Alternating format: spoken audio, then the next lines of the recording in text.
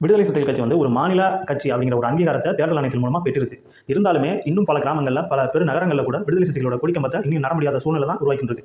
நீங்க நெடுஞ்சாலைகள்ல பல இடங்கள்ல பார்த்தீங்கன்னா, திமுக, அதிமுக அப்படியான பெரிய கட்சிகளோட கொடிக்கம்பங்கள் பார்த்தீங்கன்னா, மிகப்பெரிய உயரத்துல பறந்துகிட்டு இருக்கும். அதுக்கெல்லாம் உரிய அனுமதி வாங்கியிருக்காங்களா இல்லையான்னு கண்டிப்பா தெரியாது. அதுக்கெல்லாம் பார்த்தீங்கன்னா, ஒரு பெரிய நெடுஞ்சாலை எந்த ஒரு இதான பெரிய ஹைவேல வந்து பார்த்தீங்கன்னா, இந்த 2 கட்சி வந்து அவங்களுடைய கொடிக்கம்பத்தை ரொம்ப உயரமா இது யாரோட அனுமதியில வாங்கி ஒரு நெடுஞ்சாலைத்துறை பக்கத்துல நெடுஞ்சாலை ஓரத்துல அவ்வளவு பெரிய கொடிக்கம்பத்தை நட்டலாமா அப்படிங்கிற எந்த ஒரு அனுமதியுமே இல்லாம அவங்க நடத்திருப்பாங்க. ஆனா நம்ம வந்து பார்த்தீங்கன்னா, ஒரு 40 அடி 60 அடியில ஒரு பிசிக கொடிக்கம்பத்தை ஏற்றினாலுமே அதற்கான அனுமதி மறுக்கப்படுது. ஏன்னா நம்ம வந்து புதிதாக எந்த ஒரு இடத்துல இருக்கிற ஒரு கொடிக்கம்பத்தை வந்து கொஞ்சம் உயரத்தை ஏற்றி இது பண்றாங்க அங்க உள்ள தோழர்கள் வந்து நிர்வாகிகள்.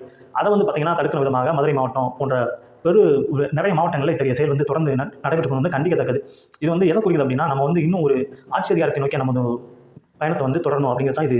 ஆட்சியிலும் பங்கு, அதிகாரத்திலும் பங்கு. இந்த ஒரு கோரிக்கை தான் ஆளுங்கட்சியாக இருந்தாலும் சரி, எதிர்க்கட்சியாக இருந்தாலும் சரி, அவங்க தூங்க விடாம ஒரு செவியை வந்து குறைந்து கொண்ட ஒரு விஷயம் அந்த செய்தியாக ஆட்சியிலும் பங்கு, அதிகாரத்திலும் பங்கு என்ற குரல் வந்து அவங்களை வந்து இந்த அளவுக்கு டிஸ்டர்ப் பண்ணியிருக்கு அப்படிங்கிற வந்து இத்தகைய